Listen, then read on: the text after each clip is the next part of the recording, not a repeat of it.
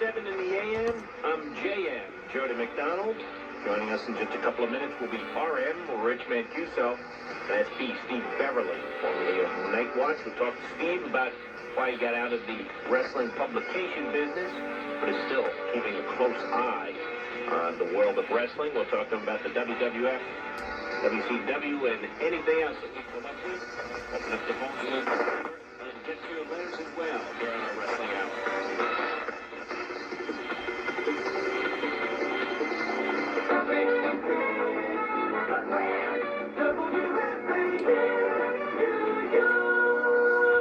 8 minutes after 3 here on FAN. It's Saturday night at 3 o'clock. That means it's time for our Wrestling Hour, which means we say good morning to Rich Mancuso. Hi, Richie. Hi, Jody. How are you? I'm pretty good. And yourself? Good. And also on the telephone line with us is Steve Beverly. Steve, how are you this morning? I'm very well, thank you, Jody. That's what we like to hear. Steve, first and foremost, I know that your publication, Matt Watch, stopped printing for a while.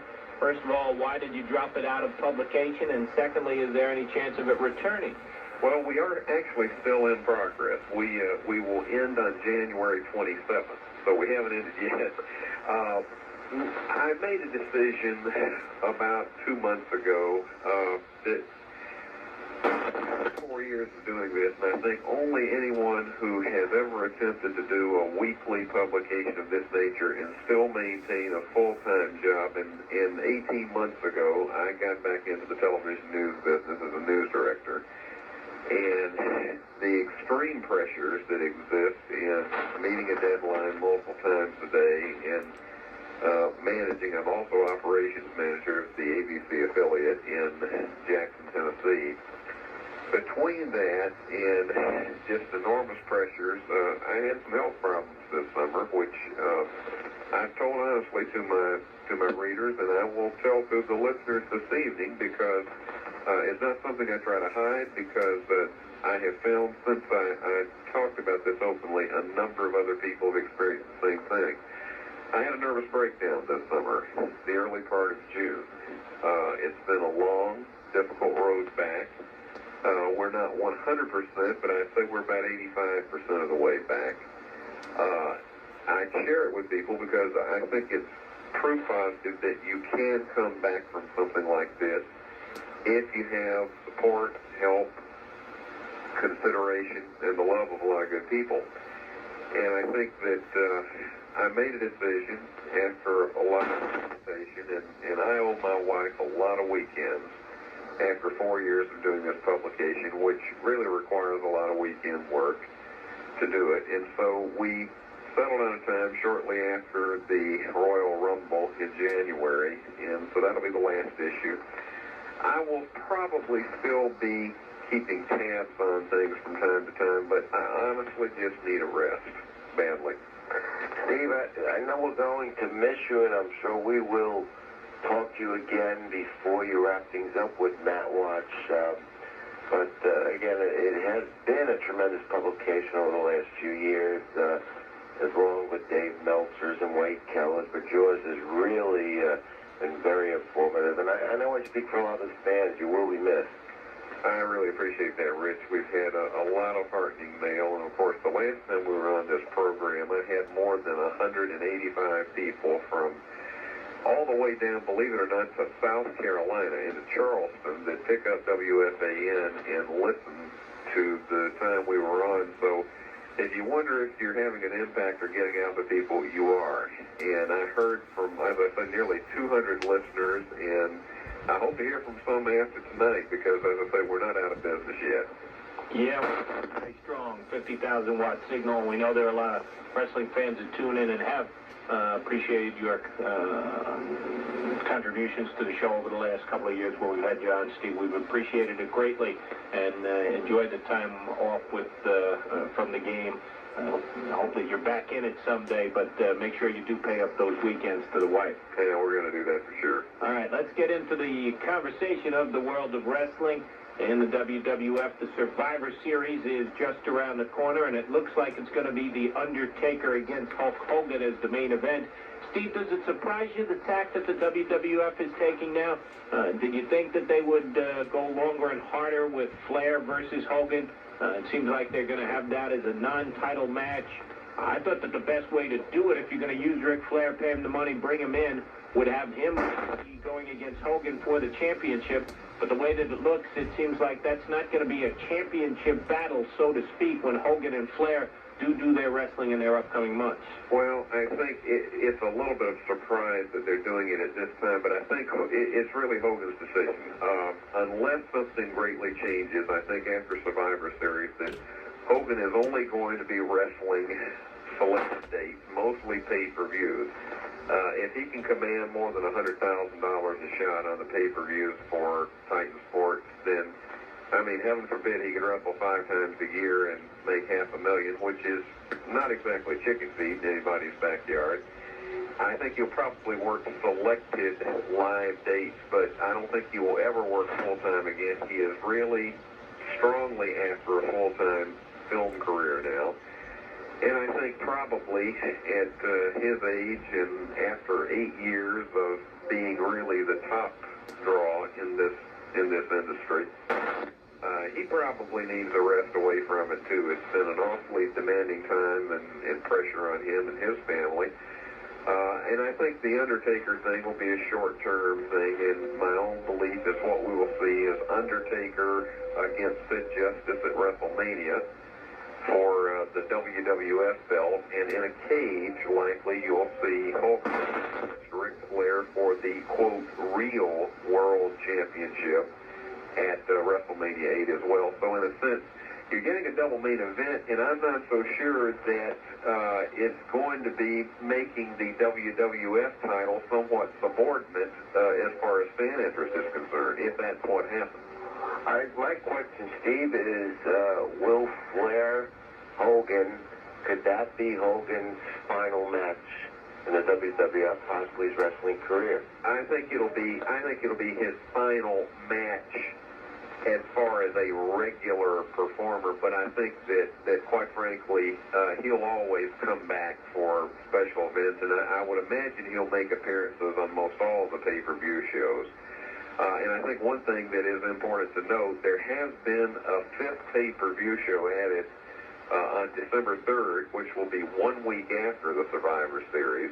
Our information that we have had is that Titan Sports has had a bit of a cash flow problem this year because so many of the pay-per-view shows have done under projections from what they were expected to draw financially. They've had to lay off what has been estimated as 26 office workers in the last week because, like many other avenues in the entertainment industry, budget cutbacks are occurring all over the place, and wrestling is not immune to it. They've had to do this. December 3rd, which will be 6 nights after the Survivor Series, the closest that an organization has ever tried to do back-to-back pay-per-view shows. We haven't been told specifics of what would happen on December 3rd. What we have been told is that both shows will be self-contained and that the third will not necessarily be a sequel to the Survivor Series. However, we've had other people to tell us there will be some angle that occurs at Survivor Series that will lead up to something that occurs on the December 3rd show. The December 3rd show will be an hour and 50-minute pay-per-view at the price estimated at $12.95 with most cable systems. So it'll be a little more of a budget show, but we're told it will be live. Well, it's very interesting.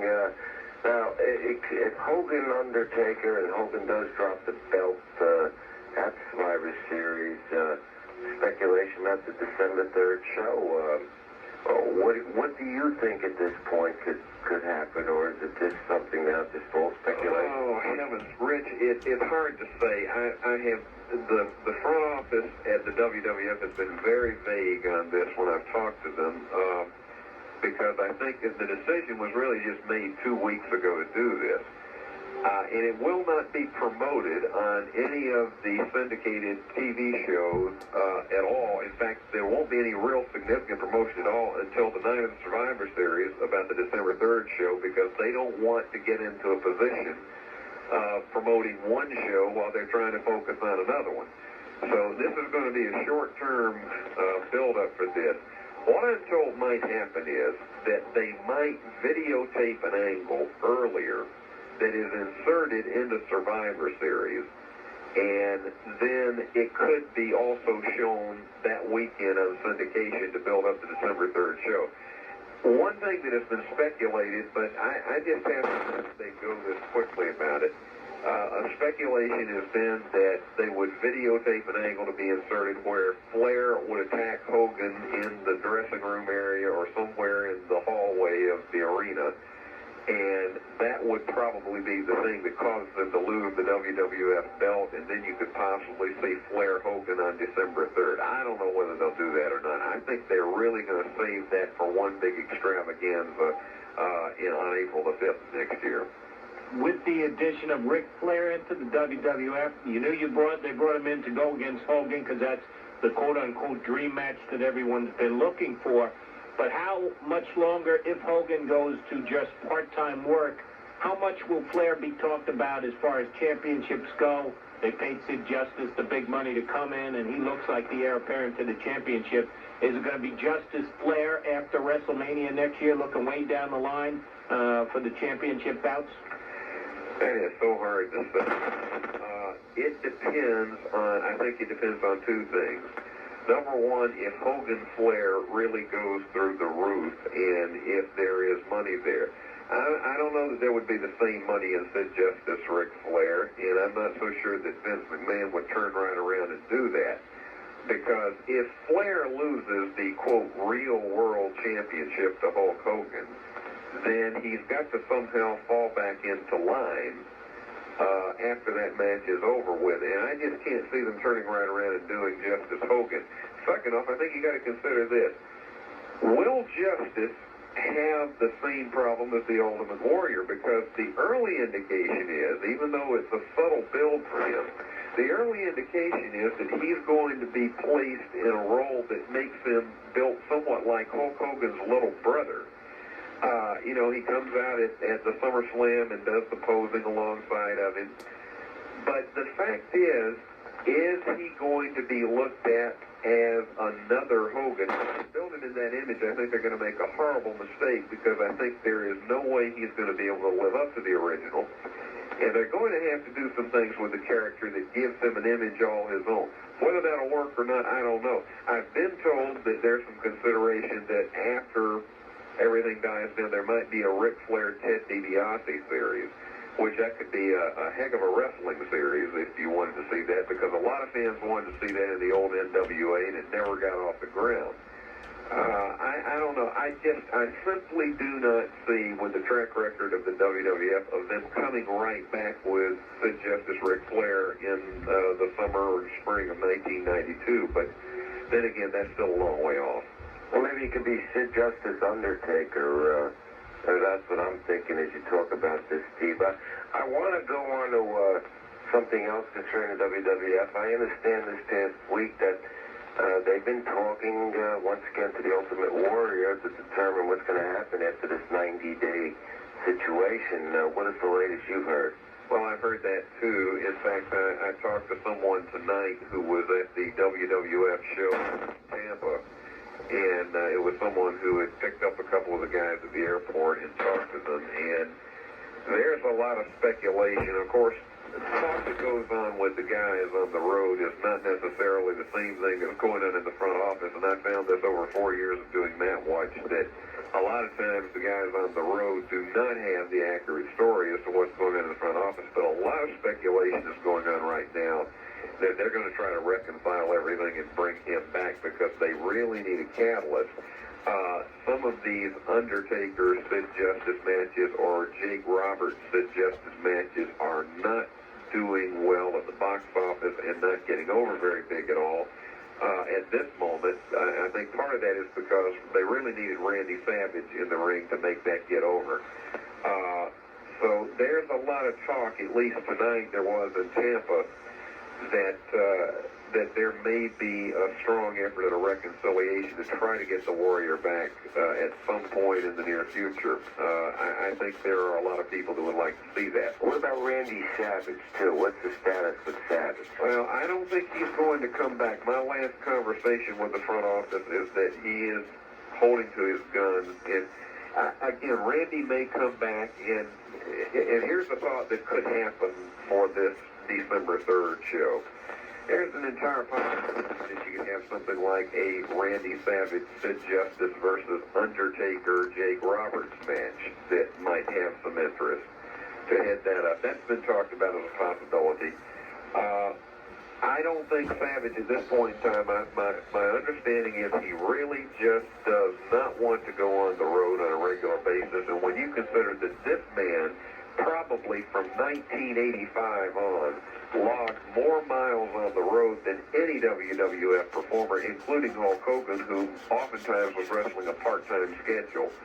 I think he's tired, and he just does not want to go back on a regular schedule at this point right now, so he's going to stick to the broadcast. And I think he does a pretty good job in the broadcast booth. They will miss him. And I think that's a pretty good scenario, a tag team match where you can play both angles off at the same time.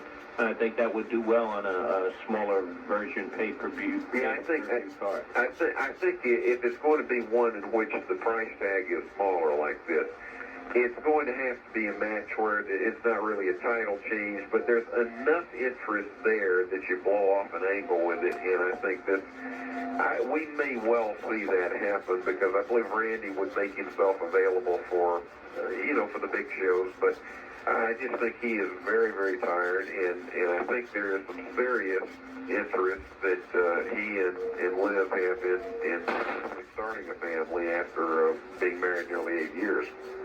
Okay, Steve, I want to go through some guys in the WWF that don't seem to be getting a lot of action. And quickly, if you can give maybe what their futures may be, in particular, Kerry Von Erich, Ricky the Dragon Steamboat, Davey Boy Smith. What are their futures right now? What do you think? Kerry, I don't see that, his contract will, of course, expire next summer.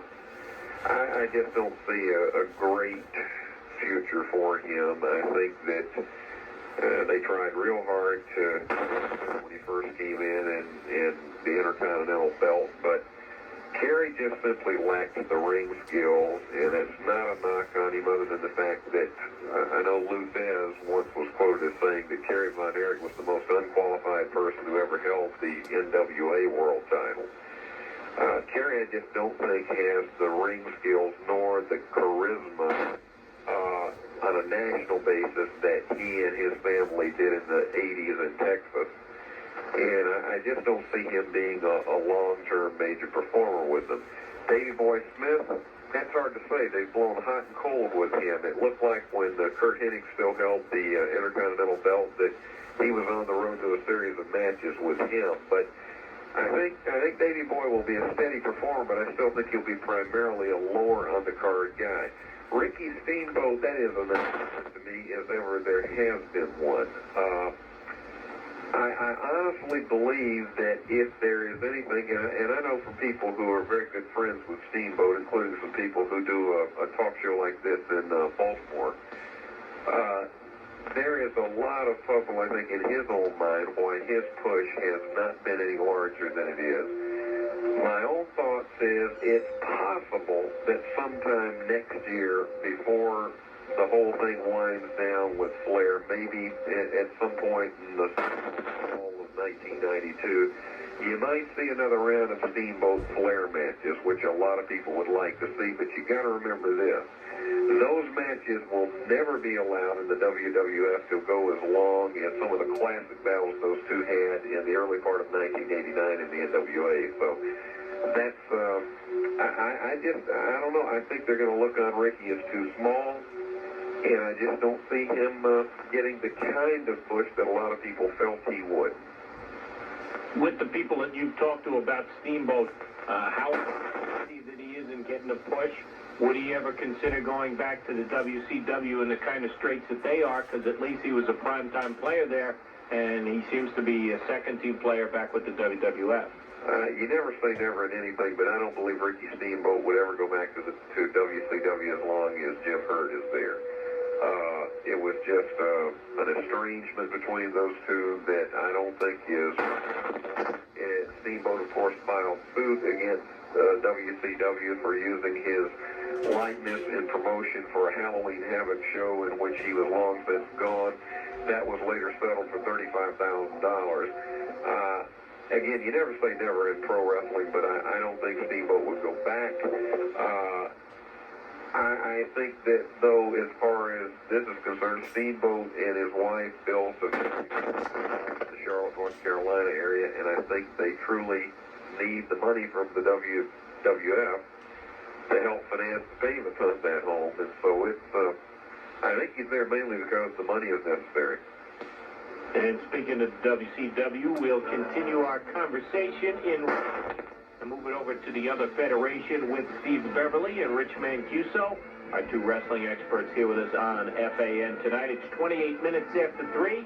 We've got to take a time out and let John Clossy tell us what's gone on in the world of sports. We'll return with Steve Beverly and Rich to talk about the WCW. Then we'll get to your letters and your phone calls. Let's end the wrestling hour a little bit here tonight on a Saturday night / Sunday morning and in Nueva York.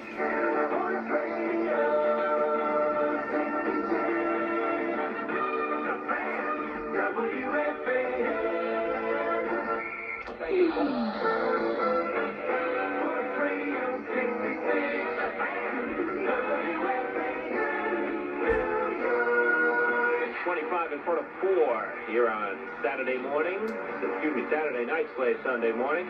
MacMan with you on the line with us, and Rich Mancuso and Steve Beverly of Matt Watch. We're talking wrestling with you. We'll check out what's going on in the WCW and what the future holds for that federation.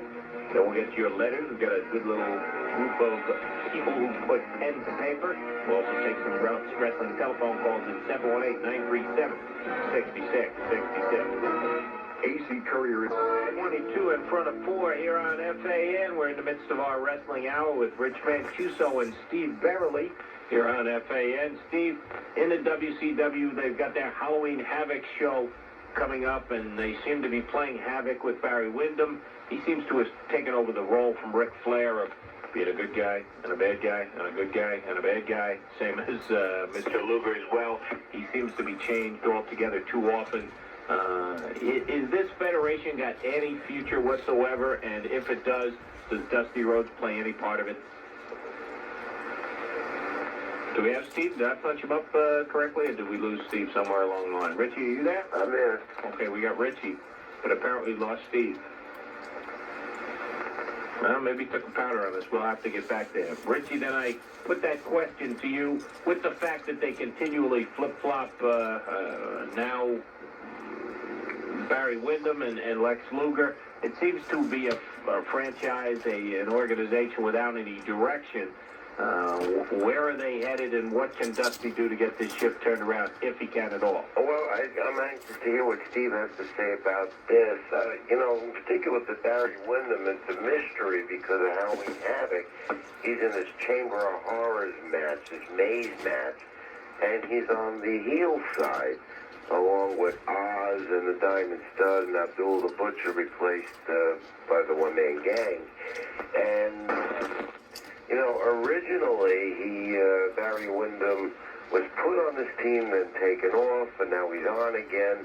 And that's a perplexing thing for us, Halloween Havoc. We don't know. And that could be something they're working in again with Barry Windham. But it's like you mentioned, Jody, it's very similar to Ric Flair.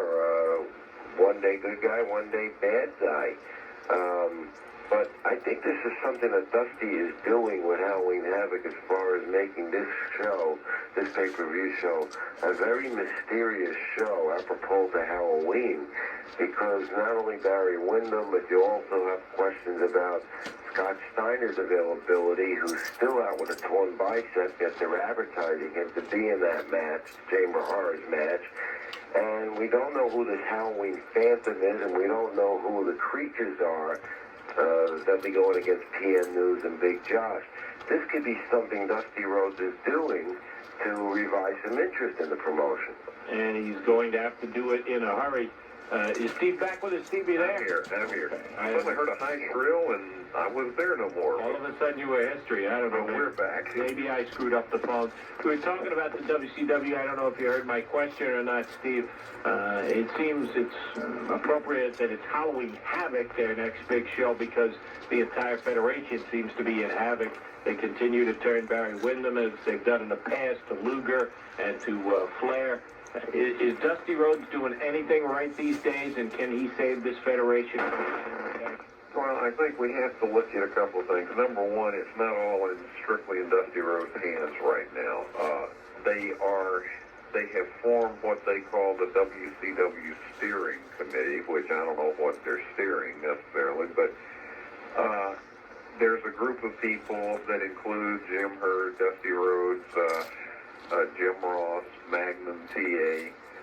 I think there's 5 people in all on the committee, and they're all having various, I think Tony Schiavone is, and they're all having input into various aspects of the promotion.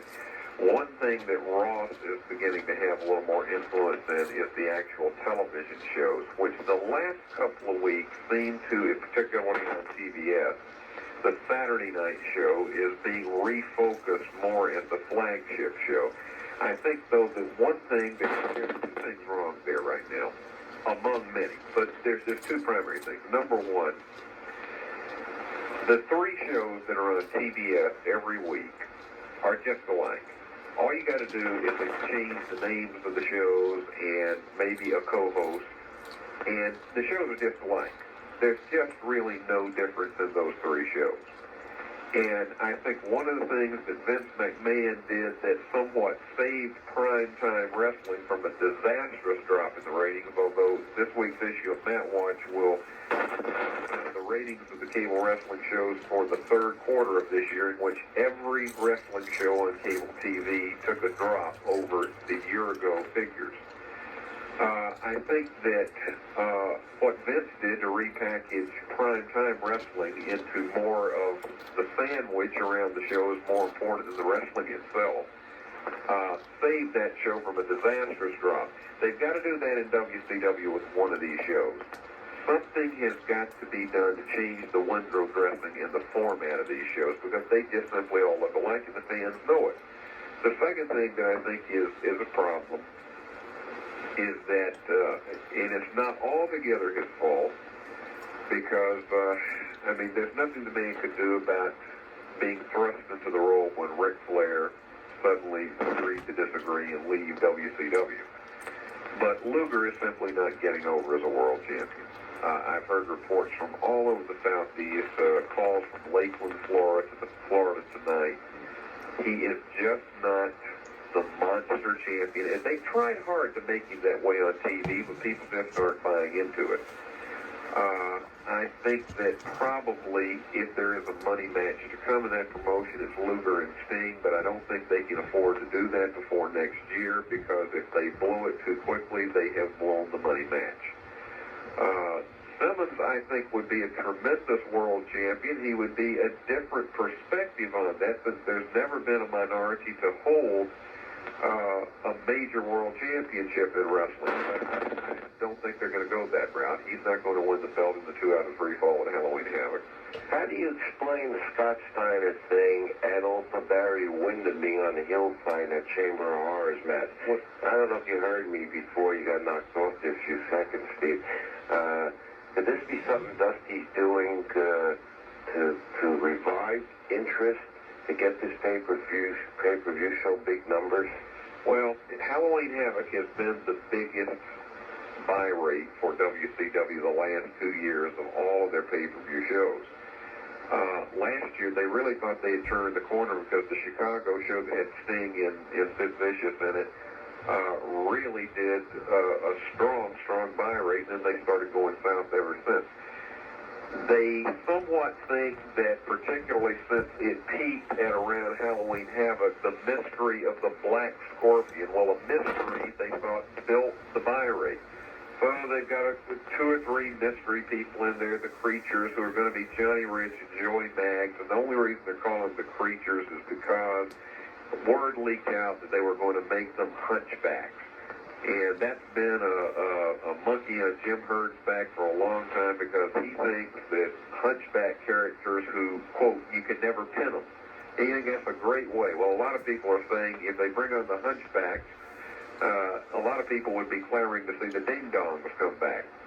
I personally think that the mystery is not going to build as much. I think the Chamber of Horrors match is so complicated that it's hard for people to understand how you win, when the finish is going to be, and I'm sorry, I just really believe that wrestling fans are no different than any people who watch any other sport. When you overcomplicate it, you tend to make it too difficult to follow, and I think people basically are not going to buy into the Chamber of Horrors quite like otherwise. The Barry Windham thing, I think, is only a mystery from the standpoint that Barry is going to wind up having the three heels. He'll turn into three heels, and you'll find he's still a great guy after all when it's over with. But it's just not, I don't sense this catching on in a big way like the one did last year. When, if ever, Steve, is Ted Turner going to cut loose on this losing proposition? It doesn't seem to be cutting it. Turner doesn't usually try and sink his money into something that isn't going to return some for him. Will he sell the WCW anytime in the near future? Well, of course, after 10 more years of trying, Braves have turned it around. And for an old Georgia boy, I enjoyed that today. So he didn't totally give up on them. But I know what you're saying, Jody. It is, the revenues are coming in from television. The ratings are still respectable on cable for TBS, and let's face it, Turner bought this primarily because, first and foremost, they wanted programming that could get ratings for TBS. Now, it's not getting the ratings it did last year or 2 years ago, but the ratings are still respectable enough that they're getting plenty of advertising on it. The second thing is they wanted an avenue into the pay-per-view market. It has provided that, though not nearly the kind of megabucks that the WWF has made. I personally think that one thing you're going to see is probably next year fewer Clash of the Champions specials. The last two have not done very good ratings. In fact, the last two did not even crack a 4 rating. I think you might see them cut back perhaps to 2 Clash of the Champions specials because the ratings are going down while the production costs are going up. I think the next step is probably you are going to see them before they would get rid of the whole company and sell it or whatever. I think that what they would do is get out of the arena show business except for major shows in maybe 10 or 12 big cities around the country that they still do semi-respectable business in. But the days of them continuing to go city after city, night after night, 6 nights a week like they do, has got to end. That's where the financial resources is draining, travel costs, everything in which you can put a red mark in the ledger sheet. It's an arena show. They've got to get out of it and just strictly be a television pay-per-view company. And I think that is what probably the Turner board will force them into doing. Good move to get Cactus Jack back in action in WCW. I think that was one of the better moves that they've made over the last year or so. Oh, one of the most refreshing performers, and I think, quite frankly, he has been a catalyst, at least, in refocusing on Sting somewhat, but he's a star all by himself. I think he's a tremendous performer. I think he is one of the freshest performers we've seen in this industry in 5 years. He plays his role to the hill. He is physically demanding on himself. If this guy can survive 5 years at the physical pounding he puts on himself, it'll be amazing. But, yes, a tremendous addition to have him in that circuit. And I just hope that they make the best possible use of him. Steve, with all the things that could work right for the WCW, if they take it out of the shows, take it out of the arenas, and they just go with it for TV, is that going to be enough to make the money to keep the star wrestlers like Sting, like a Luger, from jumping to the WWF, who's got shows, who've got other ways to bring in money, and with the ability to pay these wrestlers the big bucks? Do we lose Steve again? Oh, we must be having telephone problems with Steve Beverly. Oh, well, we'll take a time out here. We'll see if we can get him on hold again. I don't know what the deal is tonight. All sorts of phone problems. You can't blame me on that one, Eddie. I didn't touch anything. I was just sitting here. Steve took a powder on us on his own. I don't know what happened. We'll continue our wrestling hour, though, just the same. We'll tell Steve thanks for his contributions while we take a time out. We'll also throw out the Matt Watch address. He will be publishing until January, so if you want to get a couple of last issues, maybe collector's items, we'll get you the address for that. Richie and I will get to your letters and also your telephone calls at 718-937-6666. Hey, Yankee fans, follow your team all year round here on The Fan. Sports Radio 66, WFAN, New York.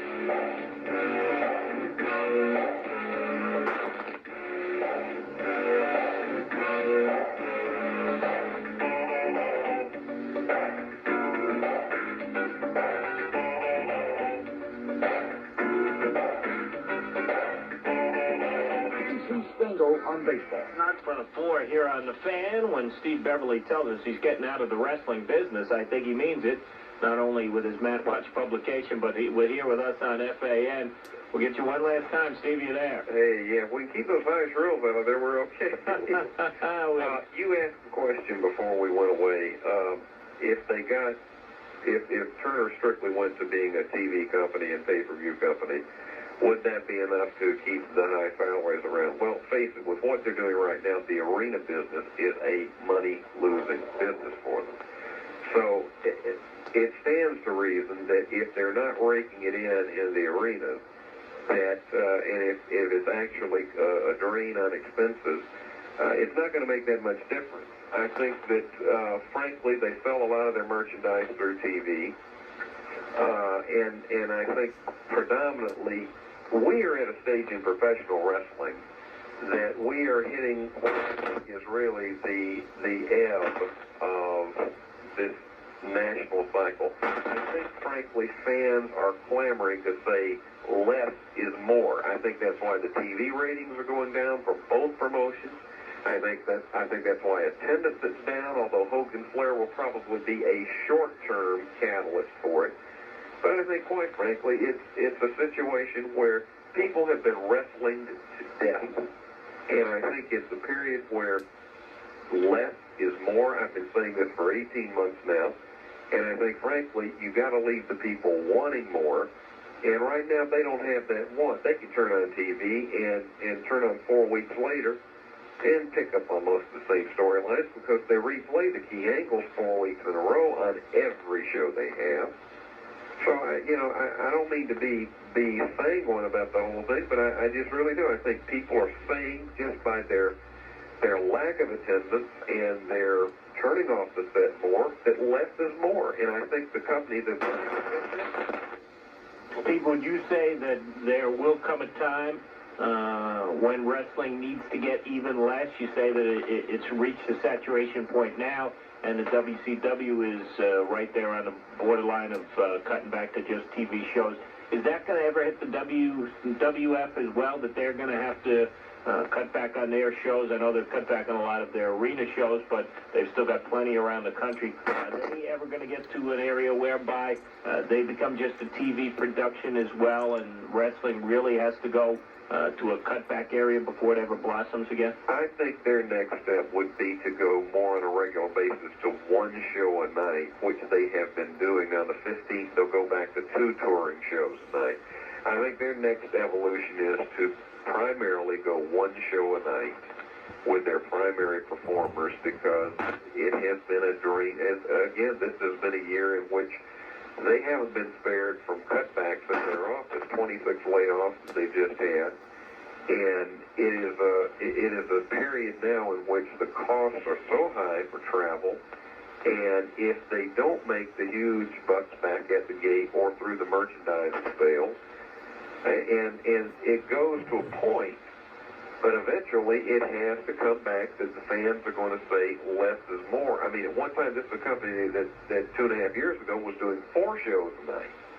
So they've really retrenched somewhat. I think that's what the next evolution is for them before they start cutting back altogether. Do you foresee the WWF, if they do go to this cutback rate at some point and cut back the number of shows, do you ever foresee Vince McMahon thinking about getting out of it? He had the whole steroid problem. Is he in wrestling for the long haul, or do you think that at some point he, like yourself, and like a lot of people in wrestling, like potentially a Randy Macho Man Savage, says enough is enough and either turns the reins over to someone else or backs it in? Well, he could. I think a lot's going to depend on whether additional steroid scandals develop. I don't think they're spared of it, because I've been told there are at least 2 or 3 investigative reporters around the country for mainline newspapers that are working on major stories that could be potentially embarrassing to the promotion. Specifics, I don't have them, but I can tell you that there is a lot more, I think, that they are going to face where the steroid scandals are concerned. And that could be a very, very big factor as to what their future is and what their public reputation is. Steve, we've got to wrap things up here. It's coming up on 4 o'clock. With the Matt Watch, are you still looking for new people to get involved, people who subscribe for it? Can they do so on a short-term basis? Oh, you bet they can. For listeners tonight who aren't already subscribing to Matt Watch or don't have a current subscription, we're offering 6 issues for $5. And that's 2 additional issues of what that would usually get you. 6 issues for $5, and you can order from... Send a check, cash, or money order to Matt Watch, 16 Robin Hood Lane, Jackson, Tennessee, and the zip is 38305. And hopefully, if we're on before we bring this thing to a final end, I'll have an offer for my final annual, which is going to be called Matt Watch, the Final Chapter. And I'm really looking forward to telling some stories I've never told before in that publication. Well, Steve, most definitely will have you before that time. And the wrestling fans out there are definitely going to miss Matt Watch, but hopefully somebody else will be able to pick up the slack for you. Well, there's some awfully good publications out there, but I've enjoyed, it's been a great 4 years, and I've enjoyed my association with you folks. And we're just going to be around for the ride for about 3 or 4 more months and see what happens. And I sure appreciate you having me on again tonight. Steve, always a pleasure. We'll talk to you again real soon, certainly before Matt Watch is late. Thanks, guys. Thank you very much, and I'm sure we'll be talking before then. And as always, to you, keep it in the ring and stay healthy, will you guys? Good night, all, and thank you all again. Thank you very much. Steve Beverly of Matt Watch, Rich Mancuso, here with us on FAN as well. We'll bring Richie back. We'll try and answer your letters, get some telephone calls, an extended wrestling hour here on The Fan on a Saturday night. Sports Radio 66, The Fan,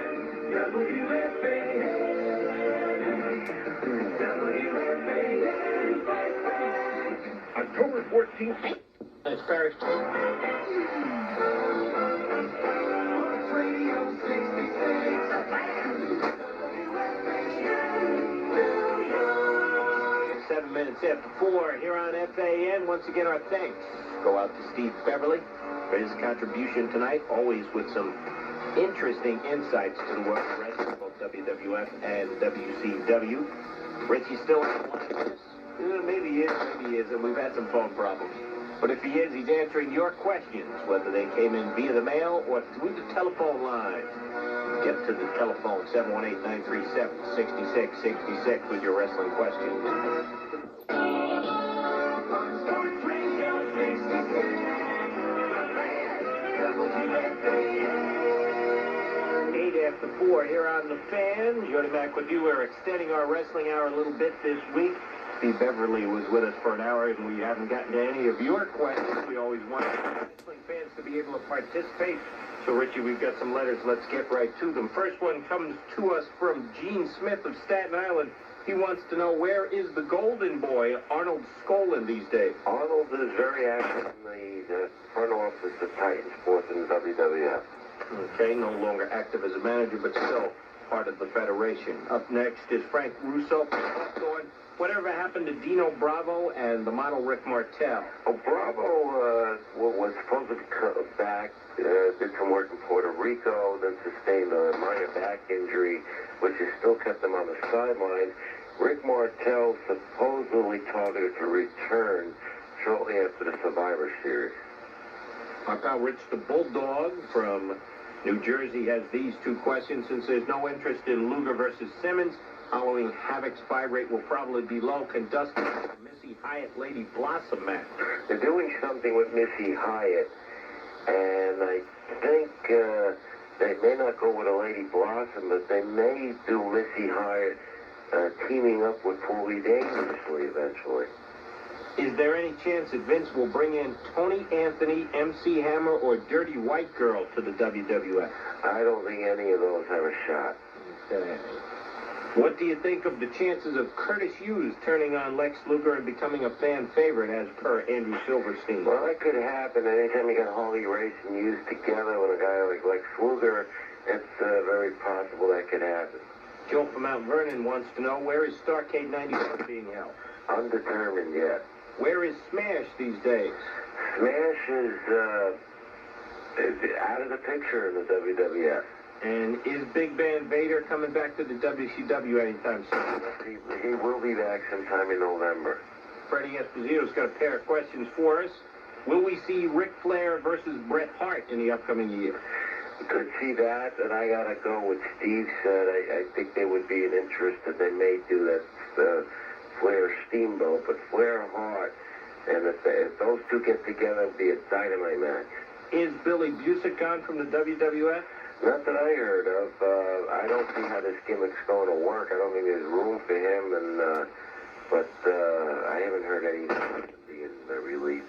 The Pro Boys weekly question this week is, do you see Legion of Doom going back to the Rockers, getting their deserved title shots and eventually the WWF Tag Team title? Absolutely not. You know that I disagree with you on that. If I think the Rockers are going to eventually be phased out completely. Shawn Michaels has had that knee injury, which has kept them apart, and I think the Rockers thing may eventually phase out. That's the WWF has lost. Pete from Hicksville wants to know, have we seen the last of Hacksaw Jim Duggan? No, in fact, he's in the Survivor Series in one of the matches, and he's on the team with Jim the Anvil Neidhart, the Dragon, and Kerry Von Erich against Berserker, the Skinner, Billy Busick, and Colonel Mustafa. When will Mr. Perfect be wrestling again? Probably not for another year. Okay, Max from Middlesex asks, when will Ted DiBiase regain the $1 million belt from Virgil? I think he will. I think the way it is with Virgil right now, they're having this series of rematches all over the place, and at least for a year, that's Virgil's belt. Okay. Is there a chance that any of these individuals will be coming to a major federation soon?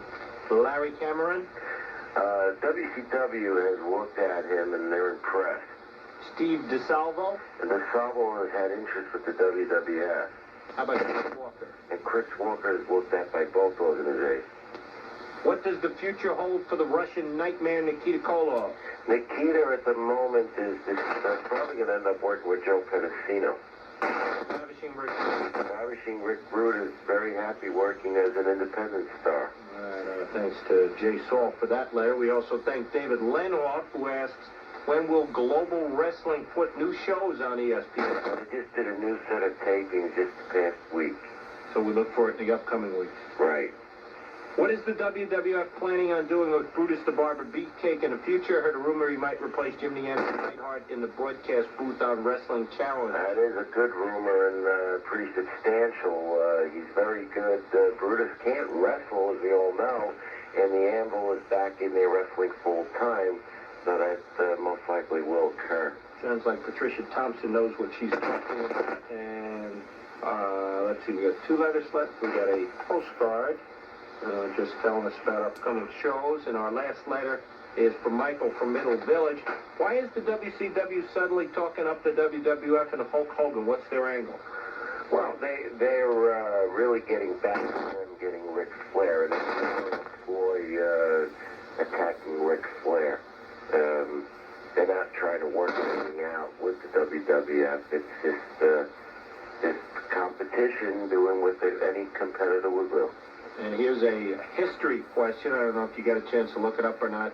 Who did Tito Santana and Ivan Putski defeat to win the Tag Team Championship in 1979? I don't have the book in front of me with my research, but if I could recall it with the Valiant Brothers, but the callers who call in tonight, if they know it, please come through with the correct answer. But I think it was the Valiant Brothers off the top of my head. Hopefully somebody will have that correct answer for us, and we'll go to the phones to try and find it in just a minute.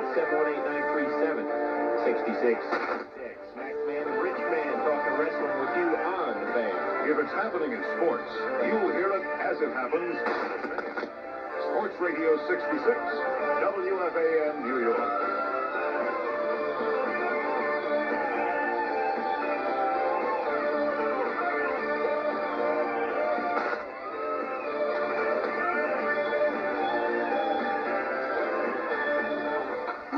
Minutes after 4 here on the Fan. Jody Mac with you. We've got a good bunch of minutes to take your telephone calls. Wrestling Fans, 718-937-6666. Joey from Brooklyn, you're on WFAN with Jody Rich Mancuso. Hi, Rich. Hi. Hi, Rich. What was the reason for the Ultimate Warrior being suspended? Well, they claim that it was a contract that he wanted to do, have a similar contract to Hulk Hogan. That was one reason. The other reason is that he may have failed his steroid test. So maybe a combination of both. More likely, number one, where he wanted a similar contract that Hulk Hogan had, and they didn't approve of his demands. You think he'll be involved in the Survivor Series? No, not at all. He's not targeted. I have the whole show as it is, and he's not on it at all. And the fact that 90 days takes him up till after that. Rich, why don't you run down the Survivor Series for us? Okay, besides Hogan Undertaker, the main event, you're going to have Sid Vicious, the Big Boss Man, the Legion of Doom against Jake the Snake Roberts, IRS, and the Natural Disasters. Another Survivor match team will be Roddy Piper, Bret Hart, Virgil, and Smith against Ric Flair, Ted DiBiase, the Warlord, and the Mountie. Then you have the Rockers and the Bushwhackers going against the Nasty Boys and Beverly Brothers combination. Hacksaw Jim Duggan, Anvil Neidhart, the Dragon, and Kerry Von Erich against the Berserker, the Skinner, Billy Busick, and Colonel Mustafa. Okay, there's the rundown of the Survivor Series for you. Joe from Hills, you're on WFAM, Rich Mancuso. Hi, guys. How you doing? Okay, Joe. Yeah, two quick questions. One is, now that Roddy Piper is feuding with Ric Flair, didn't you say that Piper was going to be mainly a broadcaster? This is a temporary thing that Vince McMahon had to do because Hulk Hogan's on hiatus with another movie. And the Hogan Flair series will be starting up on the 25th out in California in Oakland, and then continue for at least a month and a half. So Piper was in, because Piper and Flair are very good friends, and this is a match that the two of them wanted, and I think it's going to be a brawl and a good match. And again, it's a temporary thing because Hogan's on hiatus. Okay, and one other thing, is there going to be any more Saturday Night main event? Not at the moment. They've dropped the series. I think the WWF is negotiating with Fox Network because they do need a primetime special, in particular before WrestleMania, for sometime in February. Okay, thanks a lot. Thank you. Brett from the Bronx next here on the Fan. Hello, Brett. Good morning, Jody. Good morning, Rich. Good morning. Long-time listener, first-time caller. Thanks for getting in. Okay, listen, one quick question. I was tonight. I was watching the taping on TBS this evening. Half asleep, I could have sworn I heard them say at the Omni, Dusty's going to do a referee a match. Yeah. Okay, let me ask you a question, Rich. Trying to work himself back into wrestling. He is. He will be. What is it? It's a shame. It really is. It's a shame. It's a disaster. He's going to be wrestling Holy Race in a series of matches starting the middle of this month. And it'll start out of that Omni match as a special referee. But this is what Dusty wants to do. and before he hangs it all up completely. I mean, I'd love to see the matches against Harley Race. I remember I'm an NWA fan. I still call it NWA, and I think I always will. But I think Dusty is just a wee bit past his. I like what he's doing so far since he's had the problems with the NWA and the getting people to come and getting the matches on TV. I mean, it's gotten a little bit better. But I really don't think this is the way for him to go with getting back into the ring. No, it's not. I think you're one of very few that's what he's been doing. That's a surprise. We haven't heard that on our segment at all. Yeah, I think it's a bad move that Dusty is doing, getting in the ring. Okay, well, let me let you go. Let me let you get to one of the callers. I appreciate the extended on the Wrestling Hour. I always look forward to this every week. It helps me get through my Saturday night / Sunday mornings at work. Gentlemen, you take care and keep it in the ring. Bert, thanks for the call. Paul from New Jersey joins us here on Sports Radio 66. Hi, Paul. Hi, guys. Will WWF ever return to the Meadowlands? There's a rumor that 1992 they will return. WCW was pushed back a show for this month till December 13th for the Meadowlands.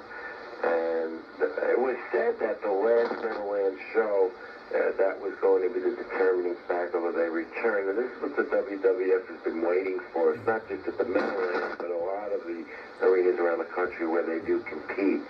I feel from talking to people in the Meadowlands Sports Authority, I do know that the WWF will return there in 92. I've been waiting a long time. The last one I saw was in December of, I think it was like the 16th. Mm-hmm. Yeah, the last one I saw. And who do you see taking the Bret Hart title? At the moment, nobody, but, the one who's getting the title shot, so is the Berserker. But I wouldn't worry about it. I think Bret Hart's going to be an Intercontinental Champ for more than a year. That's it. Thanks, guys. Paul, thanks for the call. Lance from Manhattan, you're on FAN. Yeah, is Santana coming back, guys? I believe so. It looks that way. Yeah, and I believe he'll feud with Conan once he comes in. This guy, Conan's in Mexico, wrestled briefly in the WCW, and he's going to be coming into the WWF. He's supposed to have been in by 5-6 months ago, but he's been so involved there in Mexico. By the way, there's a strike with wrestlers in Mexico. It's the first time that's ever happened in professional wrestling, and this can have some implications in this business for the future as far as what goes on here in the States. I do believe that. But Conan, Tito Santana, I think is going to be the feud of Conan when he does come in. When is he going to come in? When is he going to wrestle his first match? Tito Santana? Yeah. Well, he's currently, you see him on TV now, and wrestling on television, probably within the next 3 weeks. He's going to have a manager? No. No. But most likely will be a fan favorite. Yeah. Yeah, looks that way. Ask one more question? Yes. Robin Florida, is he going to wrestle again? This is a funny thing. The plan was Florida would finish up the Hogan series, then go right into the front office. I think what's going to happen is Florida will continue to try to get mercy from the fans, finally be accepted by, I think, half of the wrestling audience of the WWF, and Stoffer is going to call him a coward and really get on his case. And what I think WWF is going to do is renew that feud between Slaughter and the Iron Sheik that happened in 1984, which could culminate in a big match at WrestleMania. Well, that's weak, Iron Sheik.